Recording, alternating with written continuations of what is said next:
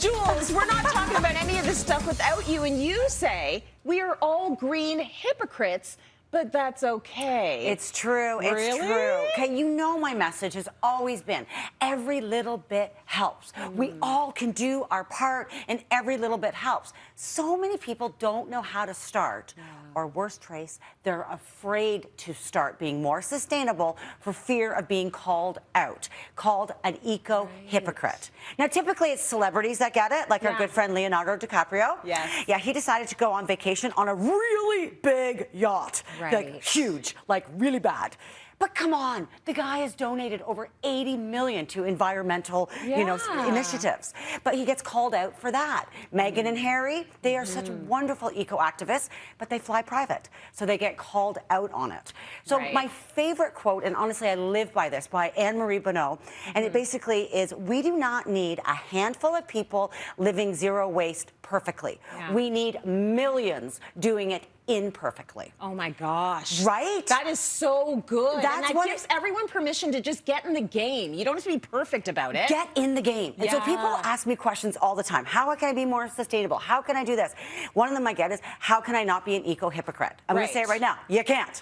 You all are. Unless you're living on a rock, planting your own food, growing your own clothing, you are. So get over it, deal with it, and do what you can. Thank you for that permission. I appreciate that. Your most common question that you get all the time, what is the most sustainable thing that we can actually do right now, this second? Yeah, everyone wants to know, right now. I want to do something right now to make a difference. So I'm like, well, you could buy an electric car. Or you could join Greenpeace. Or walk. You could walk. Walk. That's It is an the idea. number one immediate thing that you can do. Cars are spitting out CO2 like crazy, unnecessary, especially when you think 1/3 of all car rides are less than a 15-minute walk. That's very true. Right? Get out there and walk. And don't use something like grocery shopping as your excuse. Oh, no. I have to take the car. No, you don't. Get a buggy. There's so many different ones. This is my favorite, Tracy. It is from a Canadian female-run company. It's called a Voom Cart. It is designed like a stroller, those days when we had strollers, Trace. And it's smooth and it's great. Carries all of your groceries. The buckets come off like this. Into the kitchen they go. It is such an awesome way to actually get out, walk, get your walk on, get your boom on, get your groceries, saving all that CO2. You can see that glides so beautifully. That is like a stroller. I like that they took that technology and said, put your lemons in there and your groceries in there. So good. 2 Canadian moms. It's really great. I love to see it. Okay, how do I cut down on my single-use plastic? You know, a lot of people want to know this. This is a big question, and it's true because plastic, it is the enemy. It really is evil.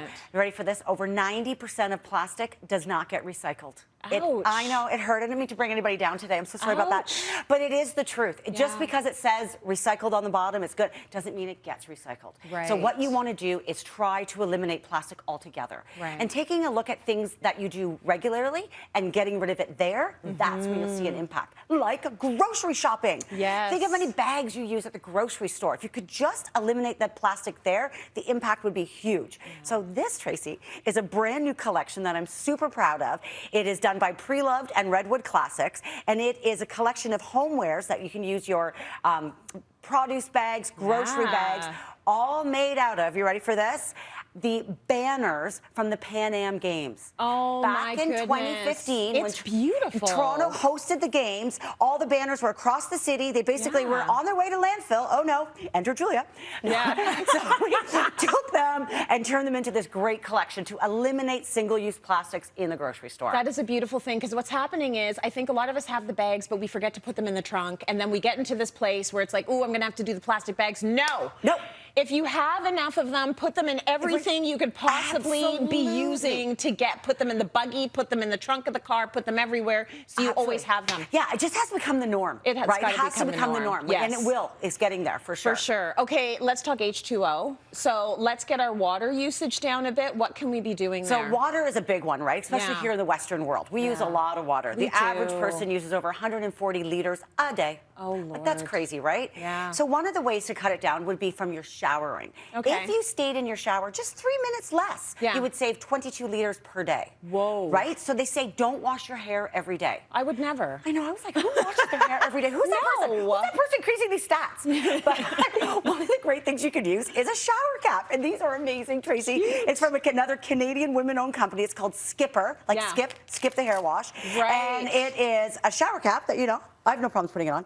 And you obviously can tuck all your hair in. So you don't have to wash your hair. You don't have to use up all that water. Yes. And then again, you're never going to use a plastic shower cap again. That's right, because that's also just waste. Those look like sleeping bonnets as well. So and double honestly, duty. Totally works. I've used them tons of times. Great quick shower, but your hair doesn't get wet at all. Lovely. Now, I have a question for you. Yes. It's just about water consumption. Okay. Do you think you would use less water if you were to wash a sink full of dishes, wash those by hand, or run your dishwasher half full? What uses less water? Washing the dishes by hand, I think. Yeah, no. No? Sorry, Trace. I know. Shocker!